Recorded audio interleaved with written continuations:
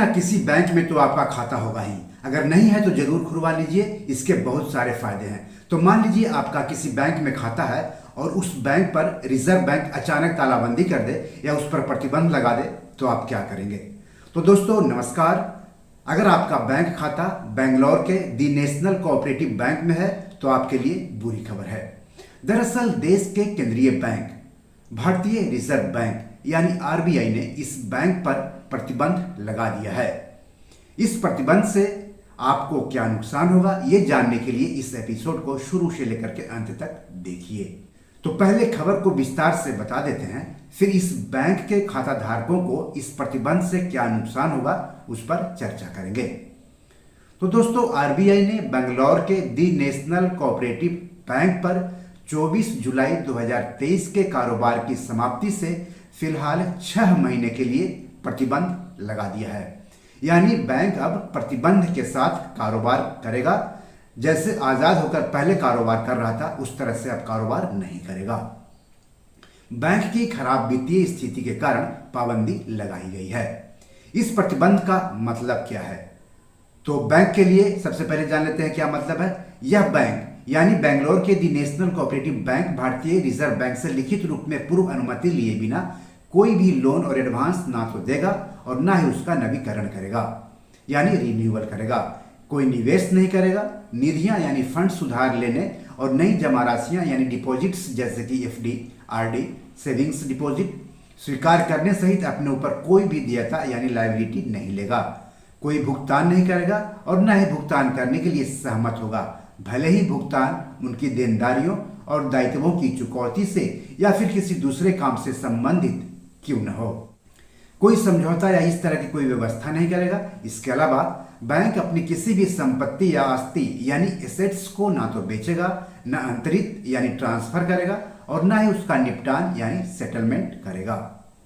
Reserve bank के इस निर्देश के बाद सबसे बड़ी आफत तो इस बैंक के जमाकर्ताओं यानी खाता धारकों पर आई है। हम बात कर रहे हैं बेंगलोर के दी नेशनल कोऑपरेटिव बैंक पर, जिस पर आरबीआई ने प्रतिबंध लगा दिया है। जमाकर्ता प्रतिबंध की तारीख से फिलहाल 6 महीने तक कुल शेष जमा राशि में से केवल 50,000 रुपये ही निकाल सकेंगे, भले ही बैंक में उनका कितना भी बचत खाता हो, एफडी या आरडी या चालू खाता हो या कोई और खाता हो, और उन खातों में कितना भी पैसा क्यों न हो, निकाल सकेंगे तो केवल 50,000 रुपये ही और अगले 6 महीने तक। हालांकि जमाकर्ता ने अगर बैंक से लोन लिया है तो उसकी बचत जमा राशि में से लोन की ईएमआई चुकाई जा सकती है, लेकिन ये भी शर्तों के अधीन होगी। बेंगलोर के दी नेशनल कोऑपरेटिव बैंक पर प्रतिबंध लगाते हुए भारतीय रिजर्व बैंक ने यह भी साफ कर दिया है कि बैंक पर लगाए गए इस प्रतिबंध का मतलब भारतीय रिजर्व बैंक द्वारा उस बैंक का लाइसेंस निरस्त करना नहीं है। बैंक अपनी वित्तीय स्थिति में सुधार होने तक प्रतिबंधों के साथ बैंकिंग कारोबार करना जारी रखेगा और रिजर्व बैंक परिस्थितियों के आधार पर इन निर्देशों में संशोधन करने पर विचार कर सकता है। रिजर्व बैंक के इस निर्देश की प्रति बैंक परिसर में भी प्रदर्शित की गई है, तो आप अपने बैंक में भी जाकर ये निर्देश देख सकते हैं या फिर अपने बैंक में जाकर संबंधित अधिकारी से इस बारे में विस्तार से बात कर सकते हैं। आरबीआई ने कहा है कि इस बैंक का लाइसेंस रद्द होने की स्थिति में बैंक के पात्र जमाकर्ता deposit insurance and credit guarantee corporation यानी डीआईसीजीसी से केवल 5 लाख रुपए तक जमा बीमा दावा राशि प्राप्त करने के हकदार होंगे, भले ही बैंक में उनका कितना भी पैसा क्यों न जमा हो। तो इस बारे में ज्यादा जानकारी के लिए अपनी बैंक शाखा से संपर्क करें और डीआईसीजीसी की वेबसाइट का लिंक इस वीडियो के डिस्क्रिप्शन में आपको मिल जाएगा, तो वहां से आप और विस्तार से जानकारी ले सकते हैं। दोस्तों, अब यहां पर 2 सवाल उठते हैं बैंक खाता धारकों से जुड़े हुए।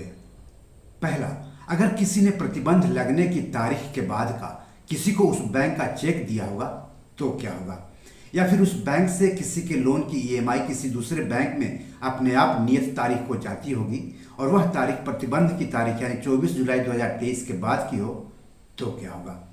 तो इन दोनों मामलों में ग्राहक को सतर्क रहना होगा। या तो चेक को तुरंत रद्द कर दें और किसी दूसरे बैंक में फटाफट खाता खुलवाकर वहां का चेक दे दें, वरना उस बैंक का चेक बाउंस हो सकता है और जुर्माना देना पड़ सकता है। अगर किसी की ईएमआई उस बैंक से अपने आप जाती है तो जिस बैंक में ईएमआई जाती है वहां जाकर संपर्क करें और अपनी समस्या बताएं और ईएमआई चुकाने की कोई वैकल्पिक व्यवस्था करें। जैसे किसी दूसरे बैंक में खाता खुलवाकर वहां से ईएमआई का भुगतान करें या फिर नियत तिथि से पहले चेक के जरिए ईएमआई का भुगतान कर दें, नहीं तो डिफॉल्ट हो सकते हैं। और दूसरा सवाल उठता है कि बैंक के ग्राहकों को उनका केवल 5 लाख रुपए तक ही क्यों मिलना चाहिए, उनके पूरे पैसे क्यों नहीं मिलने चाहिए। सरकार, आरबीआई, वित्त मंत्रालय को इस बारे में सोचना चाहिए।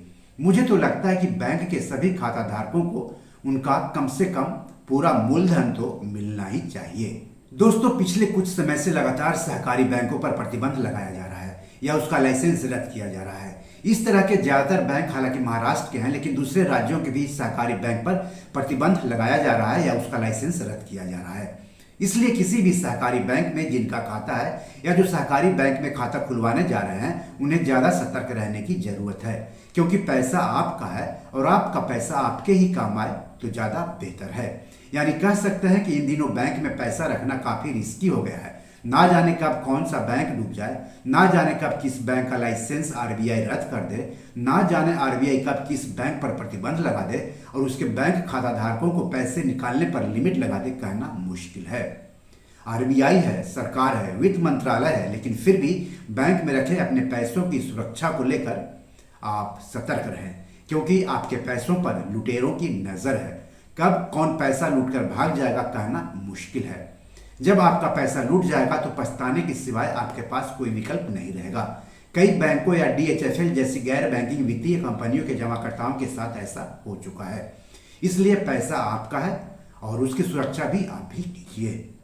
दोस्तों, आपसे एक गुजारिश करना चाहता हूं, अगर आप इस चैनल के लिए नए हैं तो जल्दी से जल्दी सब्सक्राइब कर लें और इस वीडियो को ज़्यादा से ज़्यादा लोगों तक शेयर करें, ताकि ज़्यादा से ज़्यादा लोगों तक जानकारी पहुंचे और इसका फायदा उनको मिल सके। तो बी योर मनी मैनेजर में आज इतना ही। धन्यवाद, नमस्कार। कोई सुझाव हो, कोई सवाल हो तो कमेंट बॉक्स में जाकर के जरूर पूछें, जरूर सुझाव दें।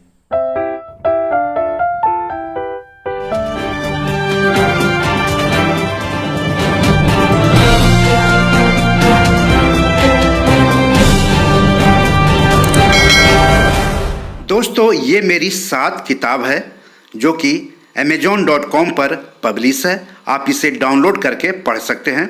इन किताबों के लिंक्स इस वीडियो के डिस्क्रिप्शन में दिए हुए हैं। इन 7 किताबों में से 5 किताब मनी मैनेजमेंट पर है, यानी पैसा निवेश करके अधिक पैसा कैसे कमाएं पर आधारित है।